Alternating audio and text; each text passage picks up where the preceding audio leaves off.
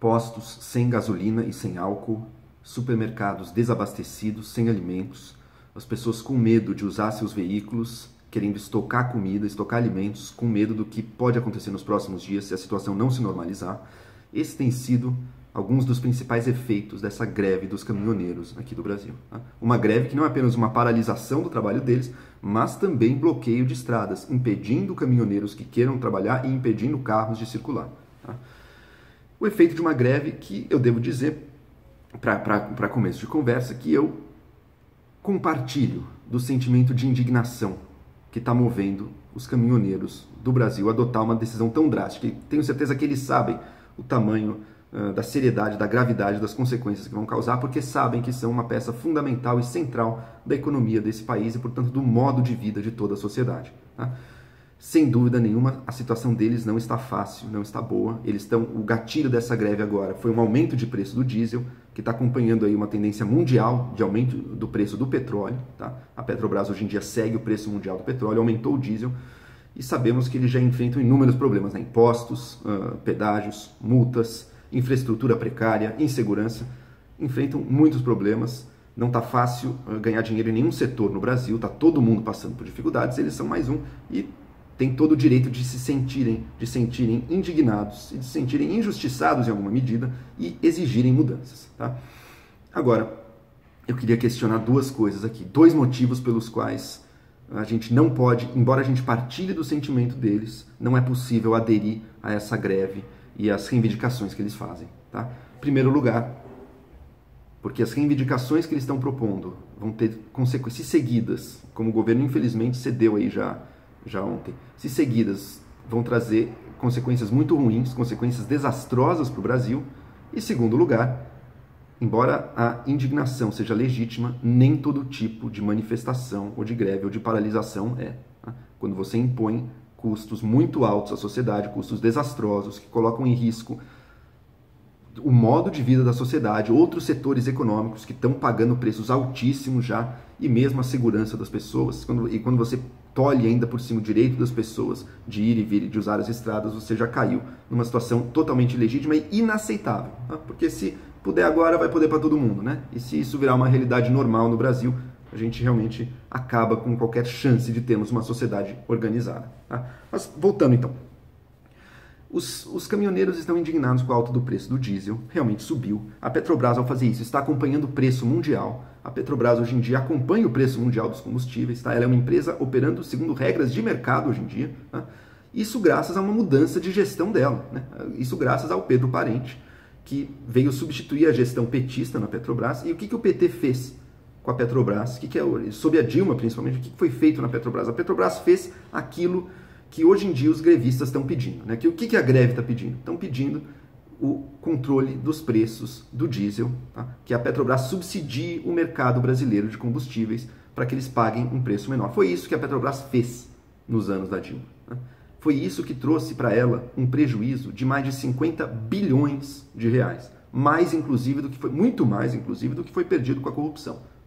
Uma política que usou politicamente a Petrobras, um uso que o governo fez político da Petrobras para agradar a opinião pública interna, para não afetar os índices de inflação na época, esse era um dos objetivos, e que foi desastroso, e que sucateou a nossa principal empresa nacional. Com a chegada do Pedro Parente, a gente está podendo falar numa empresa de verdade de novo. Uma empresa que, em vez de ser uma drenagem de recursos do país, porque veja, quando a Petrobras tem rombo, quando uma estatal tem rombo, quem que cobra? A empresa vai à falência? Não vai. Ela vai ser coberta pelo contribuinte, por todas aquelas pessoas que não se beneficiaram desse rombo. Venha ele da corrupção ou venha da má gestão com preços subsidiados. Esse é o tipo de política que a Venezuela impôs de forma ainda mais radical lá na Venezuela, para dar combustível quase de graça para a população, que arruinou toda a economia venezuelana, que arruinou a própria estatal do petróleo venezuelana, que hoje em dia produz metade do que já produziu. Ou seja, é uma medida assim populista e que destrói as possibilidades da empresa se tornar uma empresa eficiente e lucrativa de mercado, e que aí sim contribua para a riqueza nacional e que seja uma empresa com uma atuação global séria e que consiga estar ali competindo e nas posições de liderança do mundo. Esse foi um efeito. Então, o efeito dessa política de controle de preços, de subsídio, que é o que querem trazer que é o que querem voltar agora, quebra a empresa, exigindo que a população, os pagadores de impostos, e a conta sempre cai nos mais pobres, cubram esse rombo, tá? Para beneficiar alguns, todos, especialmente os mais pobres, cubram esse rombo com mais impostos, tá? Porque a empresa não vão jogar a empresa no lixo, né?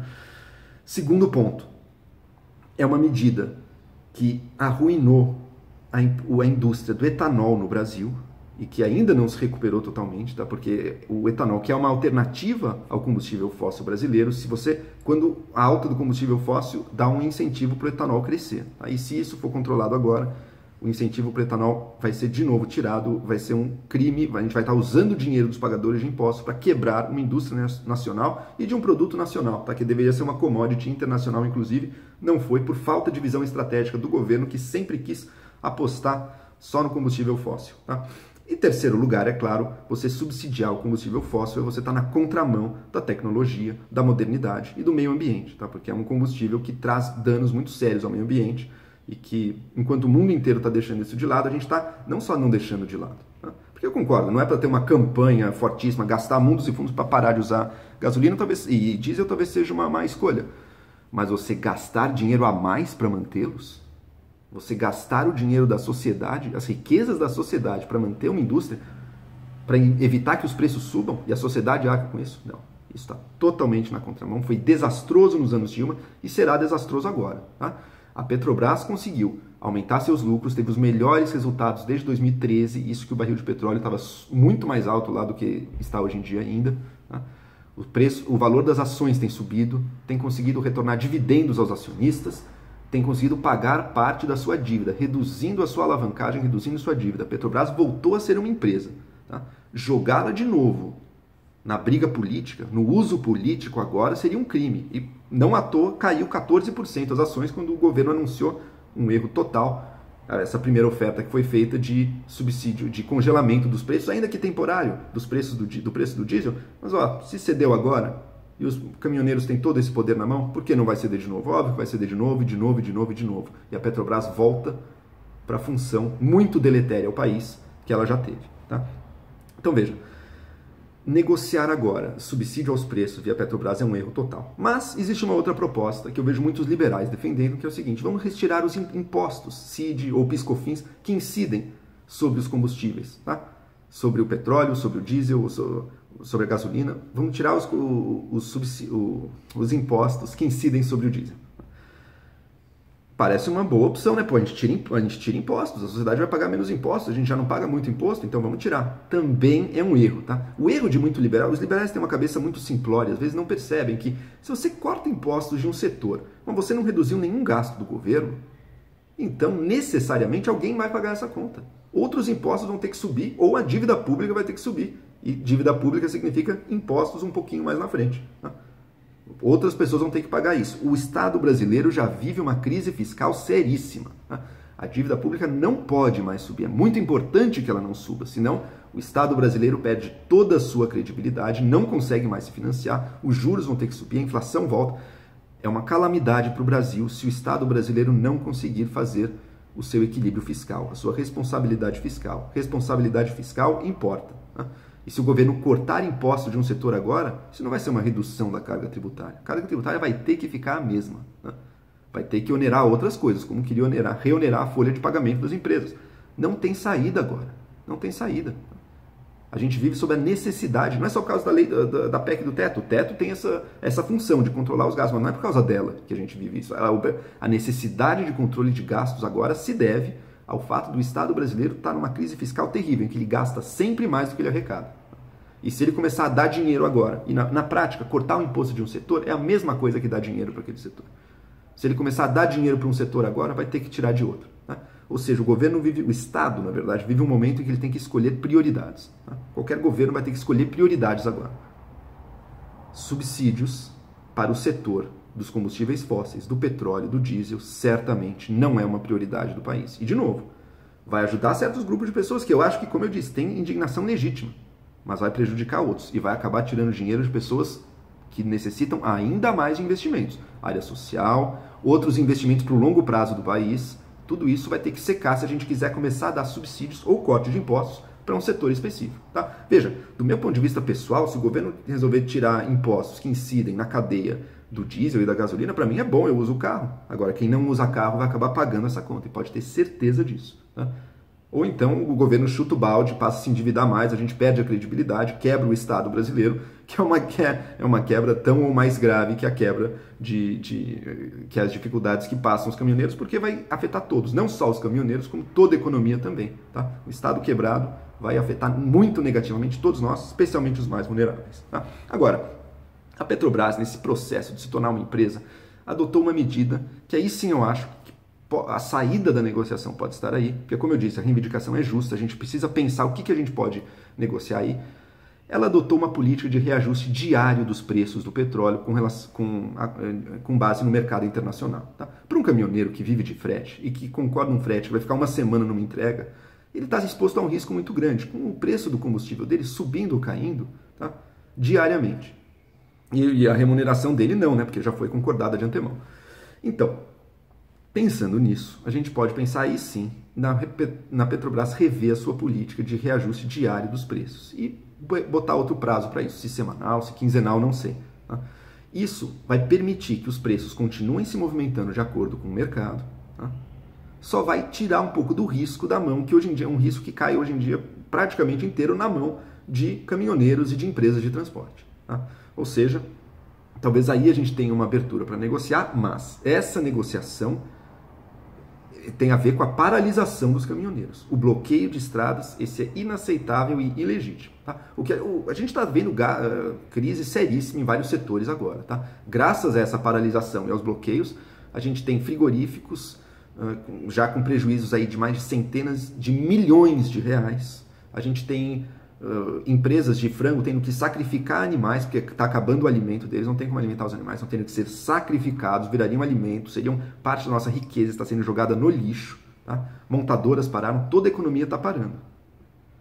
É claro, os caminhoneiros são essenciais, mas eles são uma peça, tão importante como tantas outras.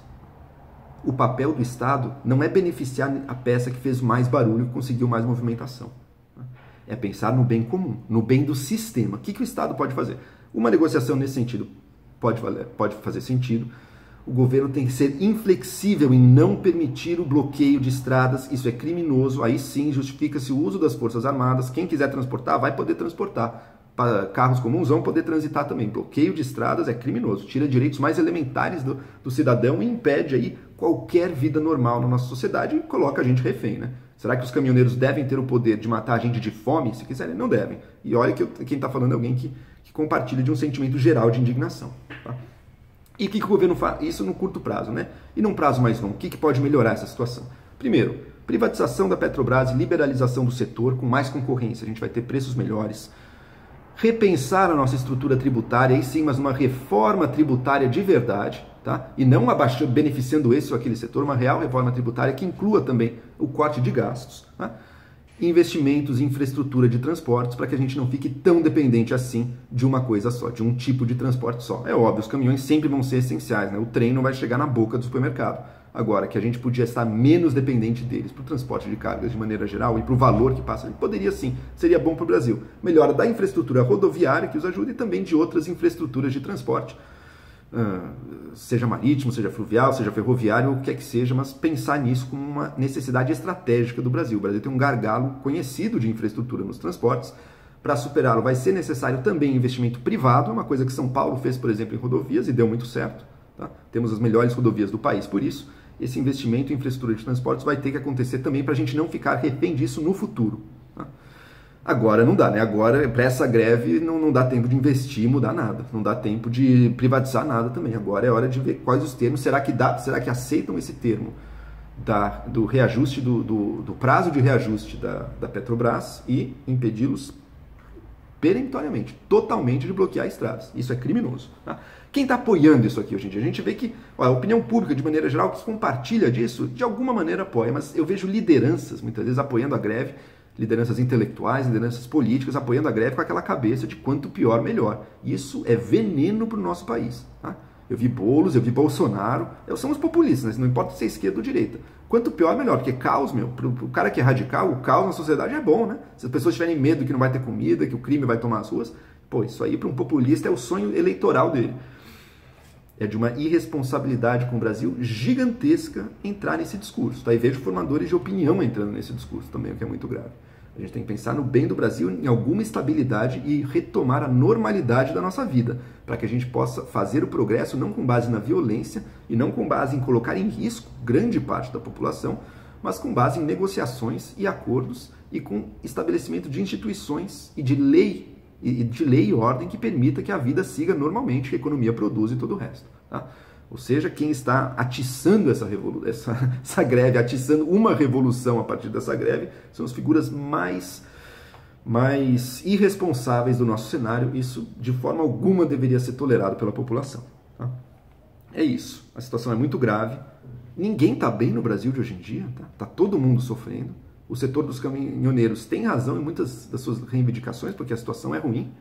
Agora, do ponto de vista do Estado, do ponto de vista do governante, que não pode pensar apenas no curtíssimo prazo em aplacar esse ou aquele desejo, porque se essa é a única prioridade, né, a gente tem o que a gente tem hoje, é um cabo de guerra eterno em que cada um consegue, por meio de pequenas chantagens, um pouquinho mais para cima, mas o todo perde, né, porque o Brasil se torna mais ineficiente, o Brasil se torna mais injusto, porque os mais fracos têm menos força nesse cabo de guerra, acabam ficando sem.